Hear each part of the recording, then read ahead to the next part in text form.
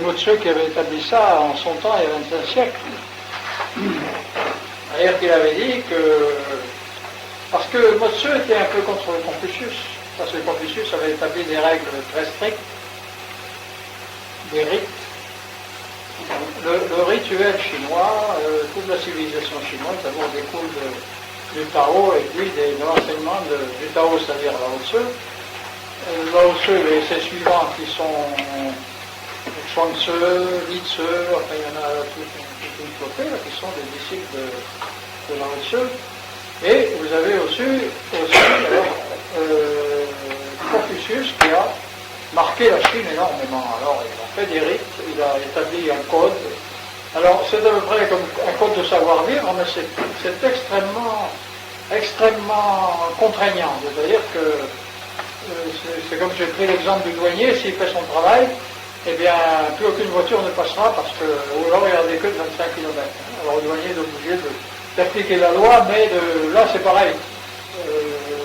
Confucius a fait des rites, il a établi un rituel qui, dans la hiérarchie, c'est-à-dire plus on est au niveau du côté de l'empereur, plus on doit se maintenir à ces rites. Et plus on s'écarte de l'empereur pour aller vers le peuple, moins on observe ces rites. Bon. Donc ce rituel était fait pour le peuple chinois, pour le guider. Alors Motsu, lui, était contre cette théorie en lui disant, voilà, nous on est d'accord pour une partie des rites, mais c'est extrêmement contraignant. Alors il avait une autre conception de la règle, c'est-à-dire de l'éthique, pour le peuple chinois. En plus, les rites confucéens sont complètement athées, c'est-à-dire on parle un peu du ciel, on parle un peu, mais on ne parle jamais de Dieu, ni d'être transcendant qui pourrait peupler ce ciel, malgré qu'il admet que l'empereur est descendant du ciel, le fils du ciel. Alors Motsu, lui, admettait qu'il y avait un maître au ciel, c'est-à-dire Dieu, et qu'il y avait un grand principe, c'était l'amour qui embrasse tout. D'ailleurs, comme dans le christianisme, on dit qu'il faut être amour, il faut s'aimer les uns les autres. C'est à peu près la même chose. C'est les mêmes enseignements d'ailleurs. De toute façon, ces enseignements-là ont été établis quelques millénaires avant, et l'origine est la même pour tous les peuples. Et sur tous les continents. Alors la Chine a reçu aussi cet enseignement, a conservé plus loin. Le Tao est une preuve, le confucianisme est une preuve, et nous alors, nous avons hérité du christianisme, le Christ a voulu lui rétablir cet enseignement avec un Dieu unique, c'est-à-dire qu'il y avait des divinités, mais le grand patron c'était Dieu unique. Alors Motsu, lui, il admettait ce Dieu unique, et l'amour qui embrasse tout, c'est-à-dire qu'il fallait parler de valeurs spirituelles plutôt que de valeurs d'éthique, c'est-à-dire des lois bien sévères, bien strictes, des lois humaines strictes. Lui se conformait aux lois du ciel. Alors il a dit pour donner des preuves à tout ça, on ne peut pas. Hein, bon. Alors il y a une chose, ce sont les tests de jugement. Les tests de jugement, eh bien, quand on se conforme, quand on ne peut pas donner de preuves matérielles à quelque chose, à une théorie par exemple, on a des postulats. Si on ne peut pas donner de preuves matérielles, il y a quand même des preuves. Il y a des preuves par l'esprit, c'est-à-dire on se donne, la raison peut dire, oui, c'est valable ou c'est pas valable. Bon, mais il y a aussi ceux qui se conforment. Ceux qui se conforment à l'enseignement. Alors, ceux qui se conforment à l'enseignement, voient si c'est bénéfique pour eux ou pas, s'ils ont changé, si... C'est un des tests de jugement, c'est l'application de la théorie ou du rite, selon Motsu, par exemple, ou d'autres, c'est l'application qui amène un bienfait ou, au contraire, ça n'amène rien du tout, ou au contraire, ça perturbe la vie. Si ça amène un bienfait, c'est déjà un des tests de jugement qui permet de se dire, après tout, si ça ne nous apprend pas grand-chose, ça nous apprend à nous comporter, et c'est déjà un avantage parce qu'on s'aperçoit qu'en bien on change. Bon. Ça, c'est un des tests de jugement. Il y a la preuve par l'esprit. Alors, la preuve matérielle, il n'y en a pas beaucoup, mais il y a la preuve aussi par le raisonnement. Preuve par le raisonnement, c'est-à-dire que si on ne peut pas démolir par une autre théorie, démolir ce qui est enseigné, c'est quelque chose d'abstrait, quand même, plus ou moins abstrait, ça dépend ce qu'on a. Si on enseigne la mécanique ou les mathématiques, évidemment, c'est un peu abstrait, mais on peut donner des preuves mathématiques par des calculs, bon.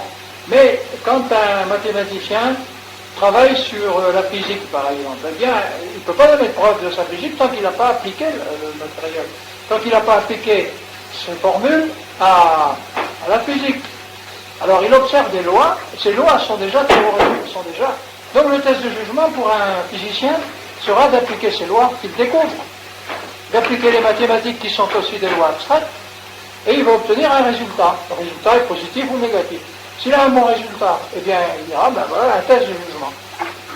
Alors, d'autre part, il y a le test de jugement par la raison. On dit, après tout, si on ne peut pas contredire, si on ne peut pas démolir un postulat, eh bien, ce n'est pas une preuve absolue. Un postulat n'est jamais une preuve absolue, mais ça fait avancer la science, ça fait avancer l'humanité, parce que c'est avec des postulats et des utopies même que l'humanité avance. Alors, ce qu'on appelle des tests de jugement, c'est toujours, sur un postulat, essayer d'appliquer ce postulat pour voir si ça va marcher ou pas. La plupart du temps, ça marche. Mais on se raisonne avant en disant, mais c'est pas possible. D'ailleurs, là, on peut prouver que ça ne peut pas marcher. Bon, alors là, le postulat est par terre. C'est aussi un test de jugement, ça. Alors voilà ce que sont les tests de jugement. Mais il y en a de multiples. Dans tous les domaines, le test de jugement, c'est dans tous les domaines de l'application, de la physique, de l'application mentale, de la progression spirituelle. Alors, il y a des choses qu'on ne peut pas prouver parce que nos sens ne peuvent pas les percevoir. Par exemple, tout ce qui est dans le monde invisible, on ne peut pas le prouver. Mais il y a des effets quand même, il y a des témoins, il y a ce qu'on appelle des gens qui voient, qui sentent, qui entendent. Il y a aussi des personnages qui sont des personnages qui ont la possibilité de percevoir l'invisible, c'est-à-dire très loin même, de percevoir tout ce que nos sens ne nous permettent pas de voir. Alors là, ils apportent aussi leur réflexion, leurs sentiments sur ce qu'ils ont perçu. Parce qu'ils peuvent traduire d'une manière ou d'une autre, selon leur conception des choses aussi. Parce qu'ils peuvent aussi se dire, si on a une éducation occidentale, par exemple, comme la nôtre, on a la critique qui vient se mettre en travers immédiatement en disant, oui, mais c'est pas possible parce que la raison refuse. Hein, bon, c'est pas rationaliste, c'est pas... Bon, la raison refuse. Alors on va repousser. Et justement, ça n'est pas un test de jugement de repousser quelque chose d'abstrait parce qu'on ne le comprend pas. Le jour où on comprend certains phénomènes, eh bien, à ce moment-là, on a les preuves. On a les preuves qui sont, la raison s'adapte à ces preuves. Bon, donc, toute la science a été établie sur des utopies d'abord. Hein. L'utopie d'aujourd'hui, c'est la raison de demain.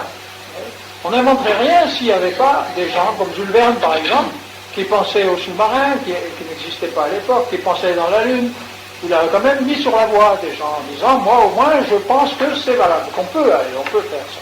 Et ça a fini par être prouvé, non pas par des postulats, mais par la physique elle-même, par le fait lui-même qu'on a appliqué, même on a même dépassé ce que Jules Verne avait pu entrevoir en imagination. C'est peut-être autre chose que de l'imagination, c'était certainement une supravoyance qu'il avait aussi sur l'avenir des choses, c'est-à-dire des possibilités, c'est-à-dire une prospective. Parce que lire l'avenir, c'est pas... On peut prévoir l'avenir un peu, mais savoir l'avenir, c'est autre chose. Mais prévoir, on peut, par une prospective. On peut s'imaginer, par exemple, on a un projet, on met tout en œuvre pour ce projet, on sait très bien qu'on peut l'appliquer, sauf cas de force majeure, où il y a des choses, un impondérable qui arrive et puis qui vous empêche de faire ce projet. C'est pour ça qu'on ne peut pas prédire, mais on peut prévoir. Ça aussi, c'est un postulat qui est un test de jugement également. Alors, le test de jugement, bien, il a été bon ou mauvais selon que, dans l'application, vous avez réussi ou pas. Voilà ce que sont les tests de jugement.